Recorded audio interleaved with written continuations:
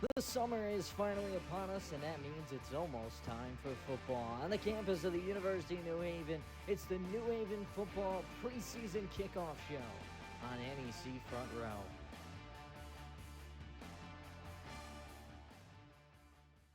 Welcome in to the New Haven Football Preseason Show. I'm Garrett Lee, joined alongside head coach Mark Powell. I finally get to say without the interim tag. We'll talk about that in a second, but let's go back to that kind of period, right? Last year when we talked, beginning of the offseason, you just get elevated to head coach, and it was so much chaos, right? And good chaos in a way, but the move to Division I, being named the head coach in June, not the ideal circumstances, but everything that came after that.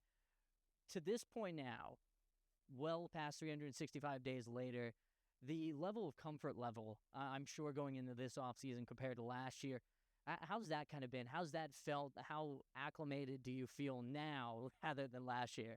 Last year was definitely organized chaos, to say the least.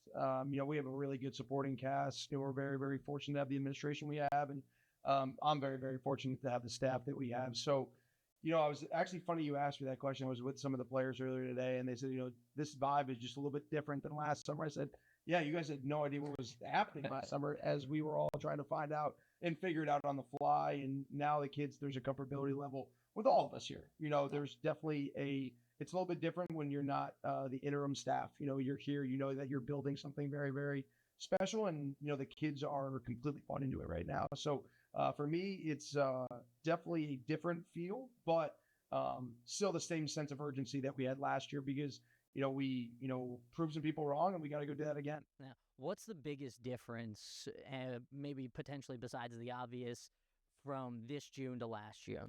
Just the knowing the standard at which we operate. So, everything was new for our guys. We got, summer was last year all voluntary, just trying to get to know the guys and understand where we're trying to go and how we're trying to get there. At this point, a year ago, we didn't have an offensive coordinator. Yeah. There was a lot of things that were unknown.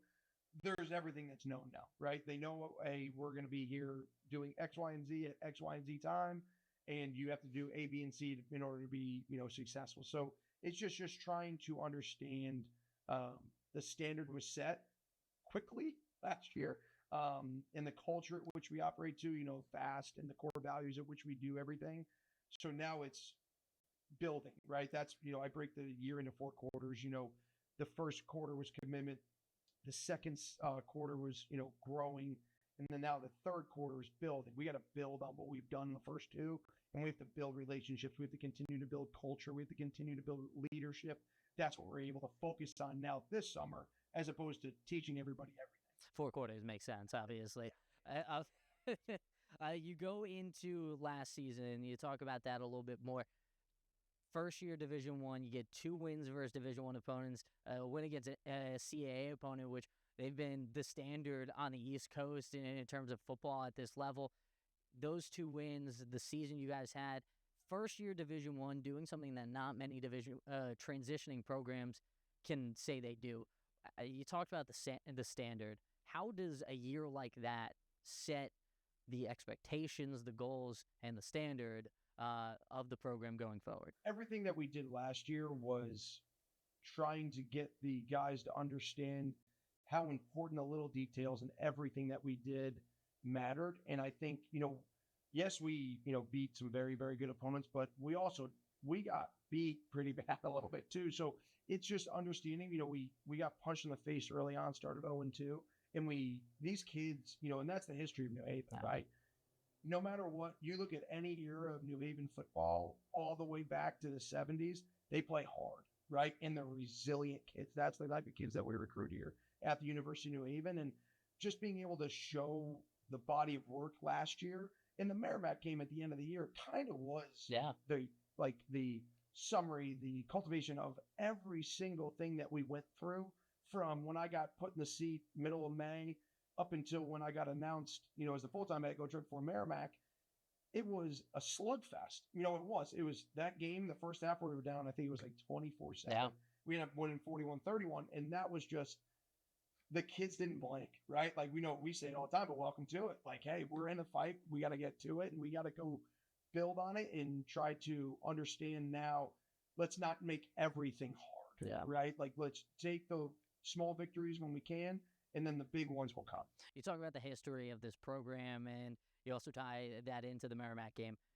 That moment where the day before you get announced as the full-time head coach of this program, and then you go and make the history behind it the next day and get the first Division I win against a Division I opponent at home on the blue turf, and doing it in spectacular fashion. I mean, a crazy game, crazy day overall. But with that, getting that chance after that game to look and say, I'm a part of history at this university and in New Haven. We know how much New Haven and this community means to you and your family, but now adding another notch into that book, how cool is that? Unbelievable. I mean, I just got chills when you said that. Listening, that was a really, really good piece there. Again, put it that way, for me, I am such a guy that I am where my feet are.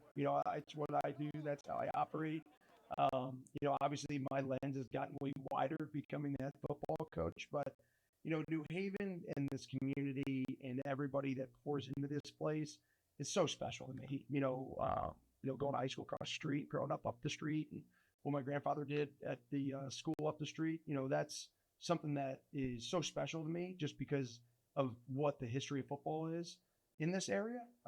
Walter Camp and so on and so forth. And for me to, be the head football coach at the University of New Haven when they got their first Division I win at home and the first Division I win in general, I mean, that's something that will be a highlight in my career forever. So, this place is so special to me, not just the school, but the area in general. So, it's just, my wife sometimes tells me, we are living the dream that we always talked about. And it is the truth, even on hard days, even on uncertain days, we are living the dream. We're living what we talked about when we were nobody GAs and, living on an air mattress in Mississippi, that we were going to make it someday. And we were able to do that. Yeah, and that's so cool. Obviously being able to do it here, but selfishly from the outside looking in, being a part of all that, it's really cool to see. You go into a little bit more onto last season. Again, I didn't feel like that was a fair question to ask in November, but in June, I feel like it's fair. Same kind of spot here. You go to last year, first year Division I, look at it from the outside. Is there a moment that you could pinpoint and say that was awesome to be a part of? Now, I'm not necessarily saying number one ranking it, but a specific spot last year that you got a chance to be all like, wow, that was a really cool thing we were a part of. For me, it was the resiliency coming out of being 0-2. When we started off 0-2, that was hard on the fan base. That was hard on the staff. That was hard on the school. And really, really seeing our kids swing back the following week and beat Albany at Albany was something that I think not just this program, but this university deserved to, be able to show up and show out and swing. That's what this place is all about. We are a resilient bunch that has a plan, and it's sometimes there's curveballs, right? That happens at every university. And for us to be able to do what we did last year, that was really special. And, for me, when I got announced head coach, to see the players' reactions, that is something that will be embedded in my memory for forever. And to see the coaching staff, we had, grown men cry, legitimately. And it was just being able to be a part of something that, I was named head football coach here, but it was so much bigger than that. It was the long days in the summer. It was getting the schedule together with, Devin and President Frederickson and like grinding through it all to be able to say, hey, we did, did we do everything we possibly could? I do think we did. I really do. I think it was a very, very hard year, but I think that when I got announced and you saw the kids' reactions and to have my wife and my kids there, my dad, and like all of that, to see President Frederickson and Devin walk on that field, I was like, wow, this is an unbelievable moment. Did you know when they were walking down that they were going to have this type of moment? Like, I'm sure you knew. I had a little bit of an idea, obviously, contract negotiation, all that kind of stuff comes out. But I didn't know when they were going to do it. And then I, kind of saw them walking down. I was like, wow, they're about to do it. I was like, this is going to be really cool. So I feel like that we're walking down the hill. You see him walking out. You see this. Is it going to be something really good or really? Yeah. You see this entourage of people, and it's like, all right, well, this could go one of two ways. Kind of going into last year, and now I'm going to be selfish, Gary, for a second. I'm going to talk about some of my favorite moments from last year. One spot that I have to point out in that Merrimack game, that comeback, some of the throws A.J. Duffy was making. Talk about having that young man leading this team, but leading that offense in a spot like that, where you guys are down 20-some-odd points, and you kind of look at that young man and say, hey, well, we know you could get it done for us. Yeah, for our guys, like A.J. Duffy and the guys that were making the catches, Lawson, Cloud, and all those guys. For us, it was, like I said, it was kind of not an end-all, be-all, but we knew that they had the talent to be able to get us out of something like that. And we were so banged up towards the end of last year, those J-Law, Loud, and those guys that were making those plays, for me, they weren't starters. Wow. They earned the right to get to where they were. And, guys got nicked up and it was next man up mentality. But to see Duffy I think there was a sense from the entire team, including Duffy, and even when Zetz was still here, once I got named head coach, I think everybody kind of took a deep breath and was like, okay, we're not pressing anymore. We're just going to go rip it. And I think that's what kind of Duffy did that last game. I think that was by far the best game he played all year. Yeah. And some of the throws that he made, even running the football, tucking it and taking shots and getting out of bounds and just popping back up. I'm really, really excited to see him and be able to show, the country again on a full Division I level schedule what this kid can do. He's a very, very special talent. Yeah, I think watching him, we all knew the talent was there. Obviously, I mean, the track record speaks for itself, but that was the moment where it was like, oh, it put everybody on notice, which was really cool. And again, some of those throws he made, the late one to Glouden to kind of seal it, unbelievable throw. It's the type of talent he has. Switch sides, go to the defense side of the ball. And a cool thing about this year compared to last year is you get a lot of leaders back. AJ being one, but on the defense side of the ball, getting a ton of guys, specifically one. I know you're probably pumped to talk about Brody Williams. He's looked at already as probably one of the best defensive players in the conference, and maybe even past that. How awesome has it been for you? Obviously, knowing him before coming here to New Haven, seeing his transition here from guy transferring in to now one of the best players on the defense, to one of the best players in the conference, to a leader in this program. Brody is not just a special player, he's a special person. For me, in that, if you look at his track record of his family, all of his family are athletes. His dad was not a little athlete. His mom's an absolute rock star. Everybody within his family, the kid needed a shot. Yeah. That was my biggest thing when I told the staff when Brody called me, I was like, hey, is he 6'3"? No, but he's going to play harder than anybody that we've seen. And that's what he does. But he plays hard in life. He's going to attack the classroom. He's going to attack community service. He was a champion team captain, doing community service, doing all those things. He is what I strive this program to be throughout it. It's Brody Williams. And being able to see him grow, because he came in, as any new guy, can't be as vocal. You're just trying to find your way.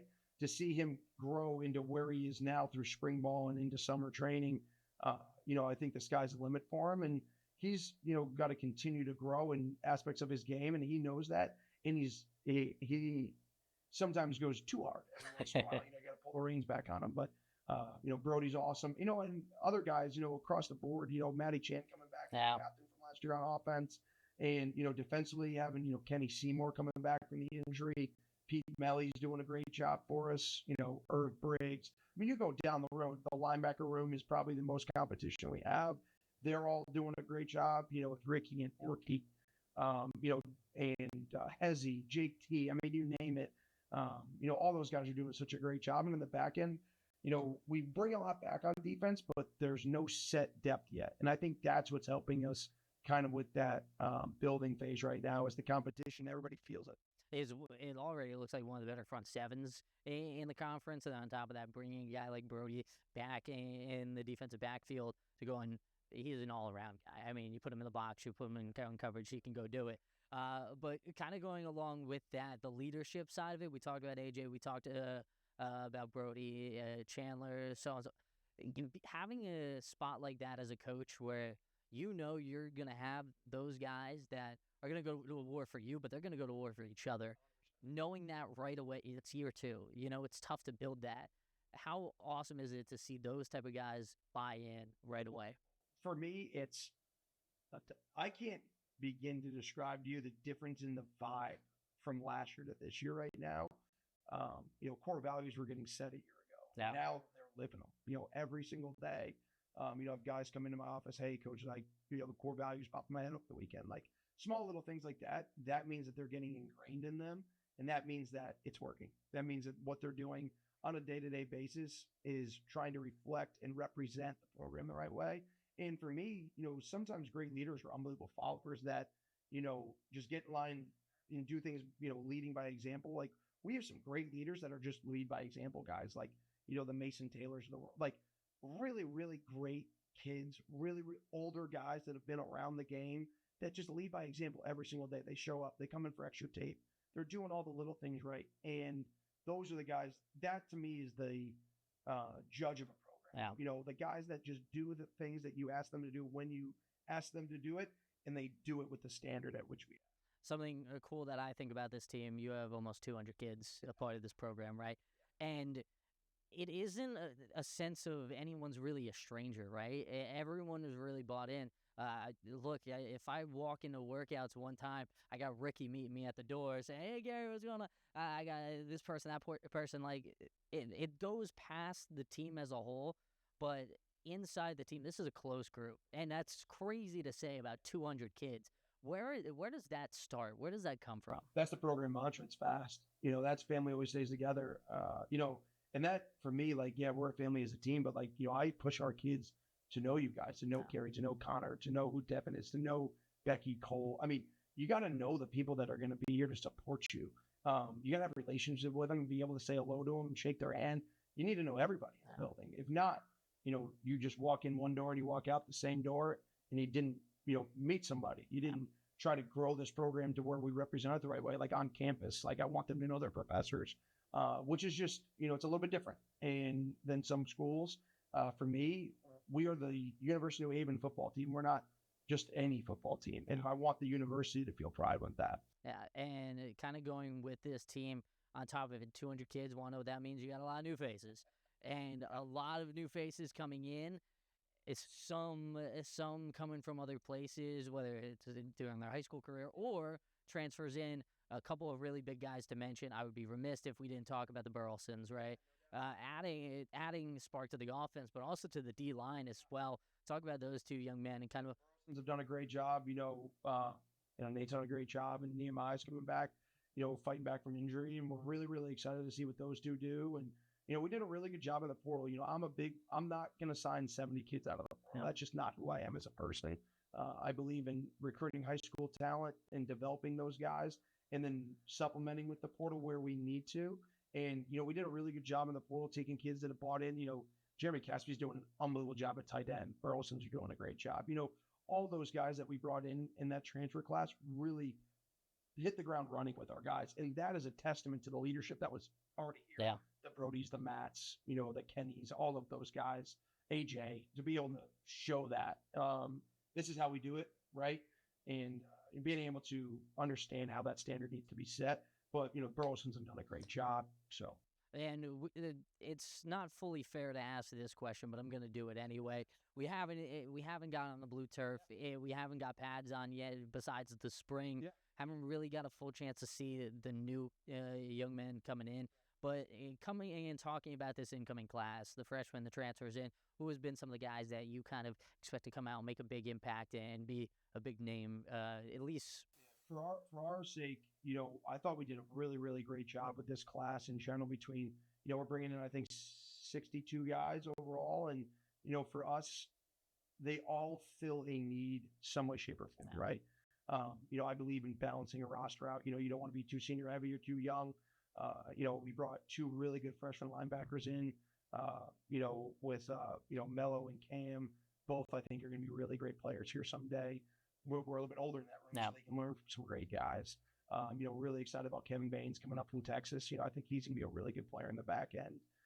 We have some freshmen up here right now. Jackson Anderson out of Florida has done a great job so far in summer workouts. And then some of the, like I said, the transfers that came in the spring did a great job.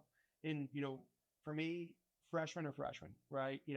My grandfather used to say, every freshman you play, it's a loss, which is different in today's day and age, but, it always rings in the back of my head. So, just they got to make sure that they're ready for the speed of the game, which is why I think summer is so important. And our administration did a great job of getting set up for that.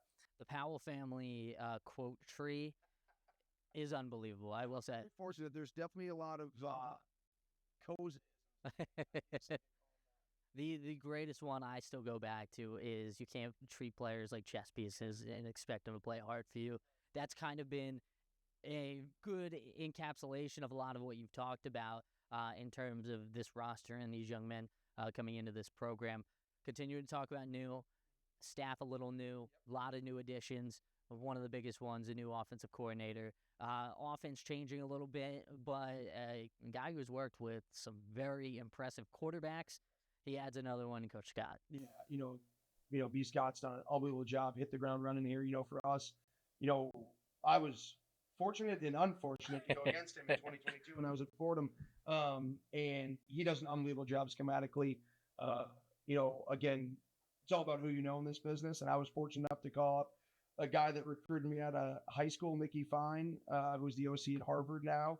And when Zetz left, it was kind of a tough time. And I said, you got anybody for me to interview? And he said, you got to call Bro. That's what B. Scott goes by. And it was his college roommate, and he just had left Tech, and it was just perfect timing.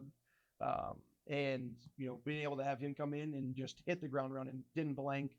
He built the program, at ODU with that staff when they started football. So a lot of the stuff that we're going through right now, like he's been an unbelievable sounding board too, to be able to say, hey, how'd you guys do this 15 years ago? When you guys had to build it from the ground up when they went Division I too. So Brian's been an unbelievable asset for us, not just from a coaching standpoint or a schematic standpoint, but he really pours into these guys to make them the best versions of them, and that's what we want. Where's kind of been the biggest difference, at least expected offensively, with a new offensive coordinator? For me, I went a little bit different of a route of, again, I'm very fortunate to have some good mentors in this business. He said, at some point, you want to make sure that you can keep the things consistent for the kids. So, Brian Scott's been able to come in and put in his schematics with our old verbiage. I'm very lucky for Bro that he is very, very smart human being, learned all of our terminology and just put his own spin on it, which helps the kids a ton, So for me, it was just learning the schematic side of what was already here his way. And we were able to have a very, very successful spring and into summer now. We went out for the first one on Tuesday, and it was unbelievable to see how we're already operating in the summertime on both sides of the ball. So, for me, it was not changing the verbiage. That was something that was a non-negotiable during the interview process for the kids' sake, because they've been through a lot. Yeah. And I wanted to make sure that we found the right person that would be able to do that. And we found an unbelievable one with Brian. Defensively, that's got to be tough to go up against. And we mentioned just the names, but then you add a offensive mind like that who's been around, like we mentioned, multiple pro quarterbacks at this point, and you had to draw up something to beat that every single day. That makes you guys better as a defense, though. How cool is that, just getting that chance to go out and practice through the spring, and then eventually when we hit the blue turf coming late July or early August, how cool is that to get a chance to go up against a guy like that? Love it. Every single day, I think that we make each other better. For me, I always want to make sure that I hire somebody smarter than me everywhere, right? I think, again, that's tough to say. Yeah, 100%.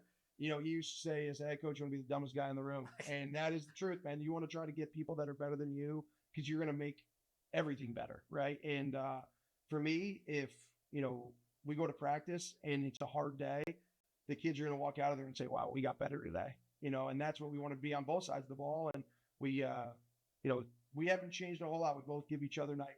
So it's a lot of fun. I can't imagine there's realistically that many people smarter than head coach Mark Powell. Just saying. Not trying to suck up there.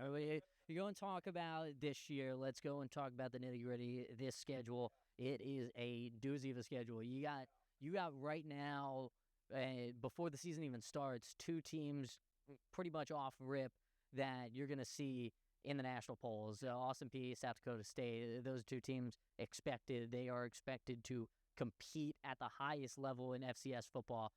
Getting those 2 on the docket, but on top of that, the non-conference at home. You got Brown early, Marist again. And second time around building a schedule, you get to have a little bit more fun of playing some bigger names. But on top of that, you got to play some bigger names. How has that been going into this year, seeing those on the roster? How much excitement does that build for you as a coach?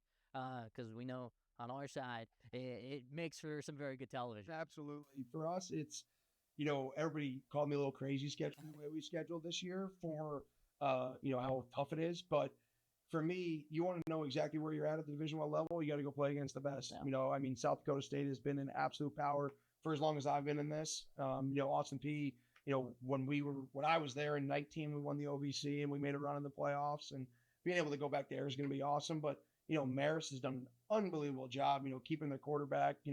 Mike's done an unbelievable job there to kick off the year, and being able to then, have a conference game and then go play Brown at home is going to be awesome for everybody. I think that when you schedule, you want to make sure you are doing everything in your power to know exactly where you're at and where you want to go. I want to win a national championship here at the University of Michigan. That's not saying that it's going to be easy. That's not going to say it's going to happen tomorrow, but that's my goal. I want to win a national championship here. The only way to do that is to know exactly where you're at. So that's why I scheduled the way I did. And it doesn't usually happen at this level, right? To see a team, second year of a transition, first full year of a Division I schedule, and you got a team in South Dakota State that very well could be looked at as a number 1 team in the country. That's not absurd to say. A team in Marist who, like you said, has one of the best quarterbacks in the region. Austin Peay, top 25 ranking of their name. You go pass it with Brown, and then into the NEC slate, which you guys got a taste of a little bit too. Getting all of that together, that measuring stick that you mentioned, getting that early and then into NEC play, how does that kind of define where you guys want to be come the latter part of the season?